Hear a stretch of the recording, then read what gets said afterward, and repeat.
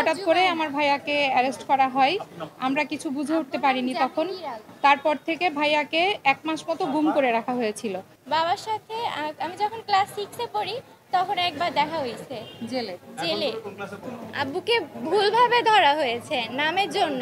আমার আব্বুর নাম আর আমার দাদুর নাম আরেকটা আসামির নাম আর তার বাবার নামের সাথে মিল রয়েছে। গ্রেপ্তার করে যেমনটি শুনেছেন 1 মাস তাকে গুম করে রেখেছিল এবং 5ই আগস্টের আগে একটা ব্রিফিংয়ে আপনাদেরকে বলেছিলাম এইটা ছিল দ্বিতীয় জজমেয়া নাটক। একেবারে ছোট 4 মাস যখন বয়স আমার, আমি কথা বলতেও পারতাম না, কথাও শিখিনি, আব্বুকে চিনতামও না, ডাকতেও পারতাম না। তখন থেকে আমার আব্বু নাই। আমি জন্মের পর থেকে আমার বাসায় কখনো আমার আব্বুকে দেখিনি। আমার বয়স 17, আমার আব্বু জেলে থাকার বয়সও 17। আর হচ্ছে আব্বু মুক্তি পেলো, আমরা তো আশা করিনি যে আব্বু মুক্তি পাবে।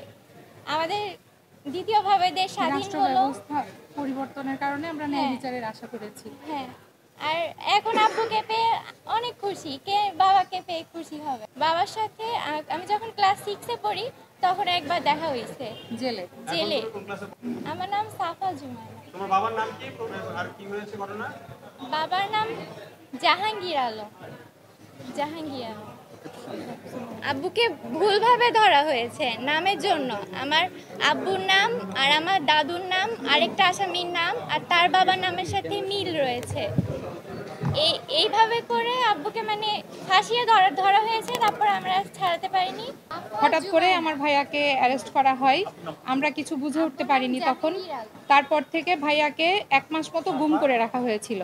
1 মাস পরে আমরা আমার ভাইয়ার খোঁজ পাই। 1 মাস মতো আমরা হন্যে হয়ে খুঁজেও কোথাও আমার ভাইয়ার কোনো হদিস পাইনি। তারপরে এতদিন ধরে মামলা চলছে। আমরা আশা করেছিলাম জজ কোর্টেই আমরা খালাস পাবো, কিন্তু 2018 সালের যে রায় হয় সেখানে আমরা আমাদের ন্যায় বিচার, প্রত্যাশিত বিচার আমরা পাইনি।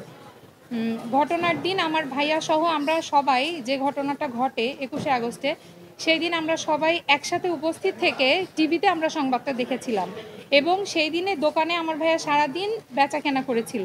সেখানকার সাক্ষীও পেশ করা হয়েছিল, কিন্তু তারপরেও আমরা ন্যায় বিচার পাইনি। দীর্ঘদিন পরে হাইকোর্টে আপিল করার পরে আমাদের বিজ্ঞ আইনজীবী উনি আমরা সহায়তায় দেশের পট পরিবর্তনে আমরা ন্যায় বিচার পেলাম। ধন্যবাদ সবাইকে।